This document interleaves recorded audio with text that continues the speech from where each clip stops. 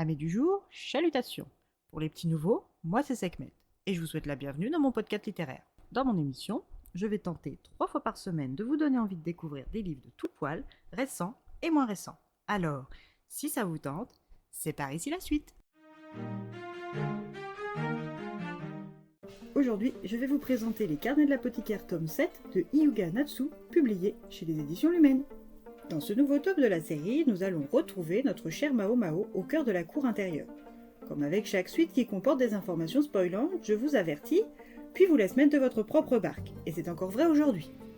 Alors si vous avez déjà suivi les épisodes précédents, à la suite. Mao Mao et ses deux consoeurs NN et Yao sont de plus en plus à leur aise dans leur apprentissage et leur rôle d'assistante médicale au Wugong. Sous la tutelle de Luomen, le père adoptif de Mao Mao, les 3 jeunes femmes progressent et développent même des premiers liens d'amitié. Yao, 15 ans, se remet de son empoisonnement doucement, après une longue convalescence. Si tous les signaux sont en vert et qu'elle a la permission de reprendre ses tâches d'assistante médicale, son corps reste marqué par une jaunisse. La jeune noble, très portée sur son apparence comme toutes les jeunes personnes de son âge, est un peu embarrassée par l'état de sa peau légèrement jaune. Yao, qui a encore pu compter sur les bons soins zélés de sa dame de compagnie NN, doit tout de même faire attention à ne plus consommer ni alcool ni sel pour ne pas accentuer les dégâts causés par le poison sur son foie et ses reins. Après une longue absence, elle retrouve Mao Mao NN plus proche et elle est un petit peu jalouse. Mao Mao a reçu un colis de la part de l'homme au monocle. L'excentrique stratège, le grand commandant, son père biologique, Kan Lacan. Dans l'énorme colis posé devant la porte de leur dortoir commun, des livres tous identiques sur le jeu de Go. La lettre qui les accompagne est signée Lacan. Mao Mao ignore que faire de cet encombrant présent et pense instinctivement à s'en débarrasser par le feu, au vu de qui est l'expéditeur. Puis après examen de la qualité du papier, elle se ravise et se dit qu'elle pourrait probablement en tirer une coquette somme, qu'elle pourrait ensuite réinvestir dans des ingrédients tout droit venus de l'Ouest.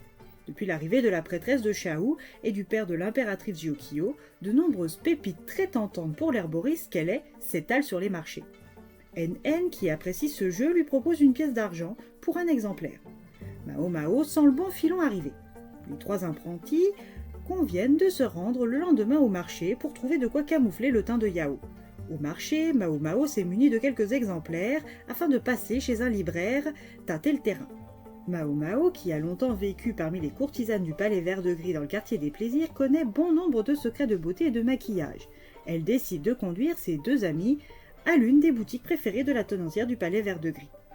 Mais juste avant, elle prend le temps d'initier ses 2 collègues à une autre façon de s'alimenter chez une restauratrice que son père avait guérie il y a des années de cela. Pour NN, la cuisinière attitrée de leur trio, pour Yao, contrainte de s'alimenter sans sel, c'est une belle découverte, et pour Mao Mao, l'occasion de se régaler avant l'heure de pointe. Une fois les estomacs repus, l'heure est à l'achat de poudre de riz pour éclaircir et blanchir le teint de Yao. La vendeuse est une connaisseuse et n'accepte que des fabricants de qualité, surtout depuis que l'empereur a étendu l'interdiction de la poudre empoisonnée dans toute la capitale.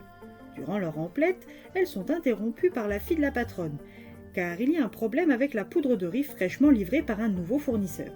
Mao Mao, qui est une mêle-tout, intervient, ce qui évite à Yao d'avoir à acheter un produit dangereux, mais qui les oblige à affronter l'orage qui se préparait plus tôt dans la journée. De son côté, Jinshi, le frère de l'empereur, le prince de la lune, le grand protecteur, croule sous les dossiers et manque cruellement de main-d'œuvre et de sommeil. Si pour Jinshi, Bazen est un excellent garde du corps, il est très loin d'égaler son père Gao Shun, maintenant aux côtés de son frère l'empereur. Avec la surcharge de travail, il a récemment augmenté les effectifs de son bureau avec le frère aîné de Bazen, Balio, toujours accompagné de leur sœur aînée Mamei. Dommage pour l'ancien intendant du Wugong que cette dernière soit née femme, car elle serait parfaite pour le suppléer officiellement. À l'heure actuelle, elle ne peut être qu'une assistante. Depuis que l'excentrique stratège a publié un livre de Go, tous les passionnés, et ils sont nombreux, ne pensent qu'au Go et délaissent leurs tâches, et cette paresse s'est encore accentuée avec l'annonce d'un tournoi de Go organisé par Lacan en personne dans la cour sur un terrain d'entraînement. Jinshi, qui doit rendre ses dossiers en attente au grand commandant, écoute Mamei et sa stratégie efficace. En échange de la reprise de ses dossiers, il lui permet d'organiser sa compétition de Go dans un endroit public où personne ne sera recalé. La ruse de l'aîné Ma a fonctionné et permet à Jinshi de se consacrer à l'invasion des criquets qui ravagent les récoltes mettant en danger l'économie globale. Depuis sa déclaration, le prince de la lune et l'apothicaire ne se sont pas revus, mais leurs enquêtes respectives ne vont pas leur permettre d'en rediscuter de sitôt. Quoique, je vous laisse découvrir ça par votre lecture.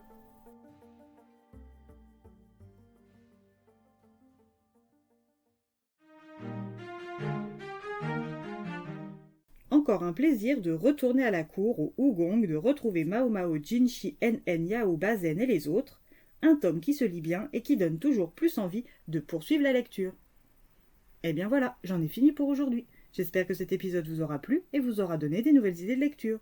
Si vous souhaitez découvrir d'autres petits bonbons littéraires tout droit sortis de ma bibliothèque, je vous retrouve le jeudi 7 mai prochain pour un nouvel épisode. Et si d'ici là je vous manque de trop, n'hésitez pas à me rejoindre sur mon compte Instagram, @leslecturesdeSekhmet. Sur ce, chalut les amis, et à la prochaine.